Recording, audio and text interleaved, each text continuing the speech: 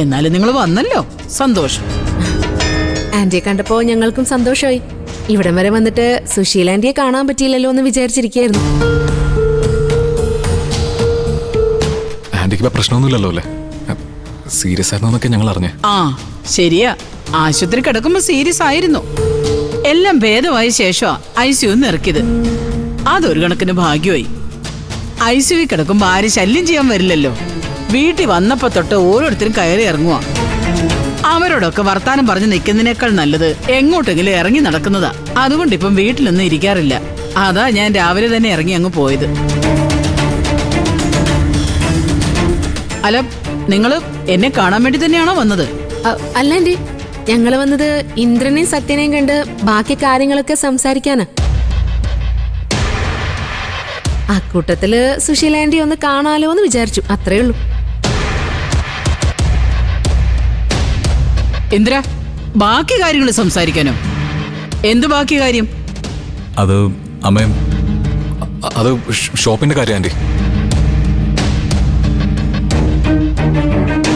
കട ഇന്ദ്രൻ തന്നെ വിട്ടുകൊടുക്കാൻ തന്നെ തീരുമാനിച്ചല്ലോ. പകരം ഇന്ദ്രൻ തരാന്ന് പറഞ്ഞ 25 ലക്ഷം എപ്പോ കിട്ടുമെന്ന് അറിയാനാ ഞങ്ങൾ വന്നേ.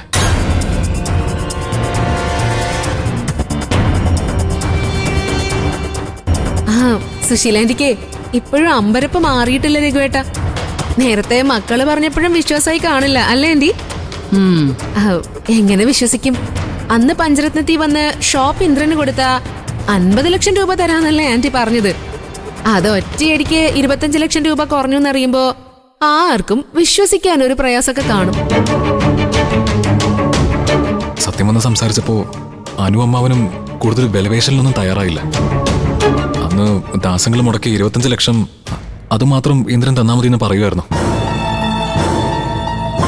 അല്ല, ദാസങ്ങൾ മുടക്കിയ കാശ് തിരിച്ചു ചോദിക്കാൻ ആനന്ദം മാഷിനും മക്കൾക്കും എന്തൊരു അവകാശം?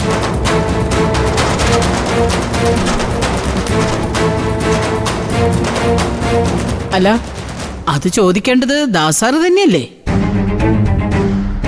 അമ്മേ, ഷോപ്പ് അനുപമയുടെ പേരില്ല. അതെന്തും ചെയ്യാനുള്ള അധികാരം അവൾക്ക് മാത്രമാണ്. അതിനുള്ള സ്വാതന്ത്ര്യം ദാസങ്ങൾ അനുവിന് കൊടുത്തിട്ടുമുണ്ട്. അതെപ്പോഴാണ് അങ്ങനെ ഒരു സ്വാതന്ത്ര്യം ദാസാർ അവൾക്ക് കൊടുത്തേ? ഞാൻ അറിഞ്ഞില്ലല്ലോ. അത് അമ്മ അറിയേണ്ട കാര്യമില്ല.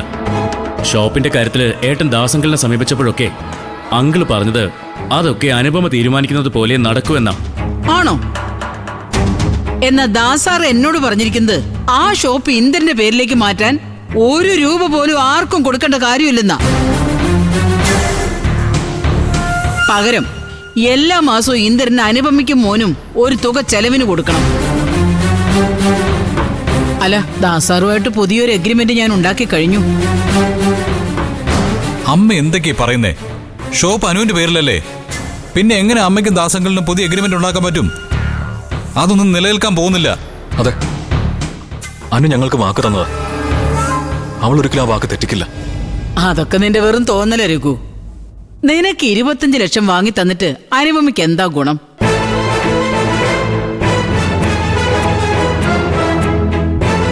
അന്ന് കാശ് മുടക്കിയ ദാസങ്ങള് ഇന്ന് അവളോട് ദാസാറ് മാസം 25,000 കിട്ടുമെന്ന് പറഞ്ഞാ ബുദ്ധിയുള്ളവളാണെങ്കില് അനുപമ അത് വേണ്ടെന്ന് വെക്കൂ രഘു.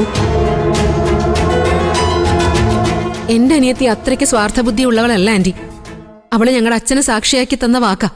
അത് തെറ്റിച്ചാ അവൾക്ക് ഞങ്ങളെ തന്നെ നഷ്ടപ്പെടും. എന്നാ പിന്നെ സമയം കളയാണ്ട് അനിയത്തോട് പോയി ചോദിക്കാൻ വിളി. അവക്ക് ഏത് നഷ്ടമാ വലുതെന്ന് അപ്പ അറിയാലോ. ഇന്ദ്ര, ഇല്ല, ഇതിലെന്തോ കളി നടന്നിട്ടുണ്ട്. ദാസങ്ങളെ ഷോപ്പ് തന്നെ ഞങ്ങൾക്ക് തരുന്നതിൽ എതിർപ്പൊന്നുമില്ലെന്ന് ഞങ്ങളോട് ഒരിക്കൽ പറഞ്ഞതാ. ഷോപ്പ് നിനക്ക് തരണമെങ്കിൽ ഇന്ദ്രനത് കൈവിടണ്ടേ രഘു? ഇവൻ അവിടെ നിന്ന് ഇറങ്ങാതെ നിനക്ക് കടയിൽ കയറിയിരുന്ന് കച്ചവടം ചെയ്യാൻ പറ്റില്ലല്ലോ. അതൊന്നും ഒരു കാലത്ത് നടക്കില്ലെന്ന് ദാസാറിന് നന്നായിട്ട് അറിയാം. നടക്കുന്നത് ഒരു കാര്യമേ ഉള്ളൂ. അതിന്റെ എഗ്രിമെന്റാ ഇന്ന് നടന്നത്. ഇനി അതിന്റെ പേരിൽ കാശിനിരക്കാനായിട്ട് ആരും ഇങ്ങോട്ട് വന്നേക്കും. മനസ്സിലായോ? മിണ്ടരുത് നീ. ആരോട് ചോദിച്ചിട്ടാടാ നീ ഇവനും കൂടി 25 ലക്ഷം കൊടുക്കാമെന്ന് സമ്മതിച്ച്? എടാ, അത് നീ ഉണ്ടാക്കിയ കടയാ. നിന്റെ വിയർപ്പും ബുദ്ധിയും അത്.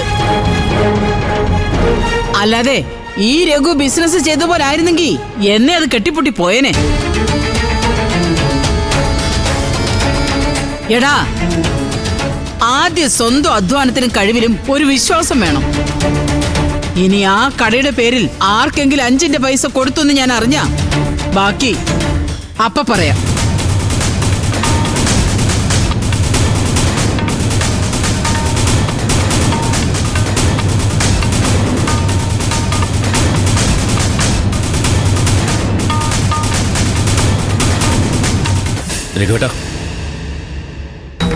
രഘുവേട്ട നിങ്ങൾ ടെൻഷൻ ആവണ്ട. എന്താ ഉണ്ടായതെന്ന് നമുക്ക് അന്വേഷിക്കാം, എന്നിട്ട് വേണ്ടത് ചെയ്യാം. വേണ്ട രഘുവേട്ട, നമുക്കിതൊന്നും വിധിച്ചിട്ടില്ല. നമുക്ക് പോവാം. എന്നിട്ട് അനുവിനോടും അച്ഛനോടും ചോദിക്കാം, ഇതൊക്കെ അവരും കൂടെ അറിഞ്ഞുകൊണ്ട് തന്നെയാണോന്ന്. രഘുവേട്ട, നമുക്ക് പോവാം. ഇനി ഇവിടെ നിന്ന് നാണം കെടാതെ നമുക്ക് പോവാം. പോട്ടേന്ദ്ര, പോട്ടടാ. രക്ഷപ്പെടാനുള്ള വഴികൾ അടഞ്ഞു പോകുന്ന സഹിക്കാം. പക്ഷെ പ്രതീക്ഷകളെ അപമാനത്തിൽ കുഴിച്ചു മൂടേണ്ടി വരുന്നില്ല ഏറ്റവും വലിയ സങ്കടം. രഘുവേട്ട,